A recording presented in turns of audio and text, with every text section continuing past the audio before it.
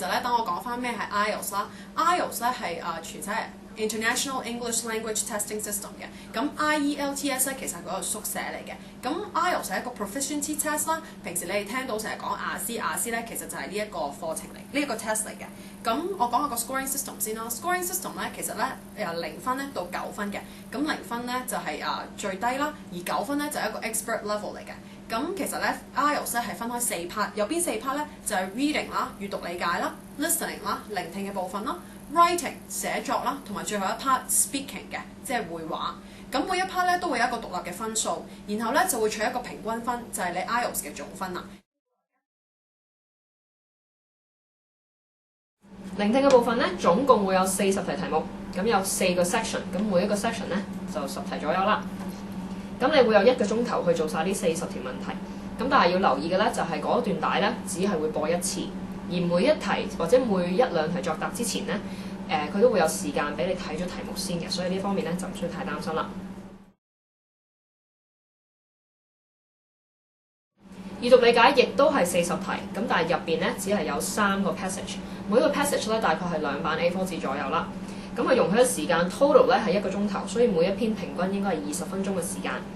Section 1同埋 Section 2嘅內容咧，通常都係圍繞住一啲社交嘅對話啦，或者有一段咧好似 report 嘅形式，由一個人去交代一個事件，或者去介紹一件事，咁樣咧你就要從中去 mark 低資料做填充嘅。咁 writing 咧就寫作咧就會有2篇文咧嚟，大家需要寫作嘅。咁第一篇 task 1咧就會係通常都係啲 descriptive 啦，即係類似係描寫文咁樣嘅文章啦。咁就要寫150字嘅。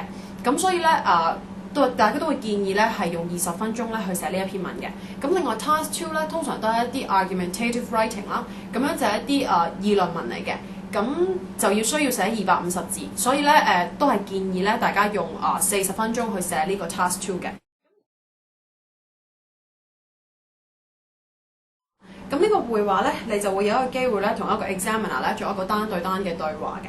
咁就會有3 part 嘅。咁第一 part 咧就係一啲好短嘅問答環節啦。咁可能個 examiner 咧就會問你一啲好簡單嘅問題，咁你只要答係 yes no 或者係啲 complete sentence 咧就已經可以㗎啦。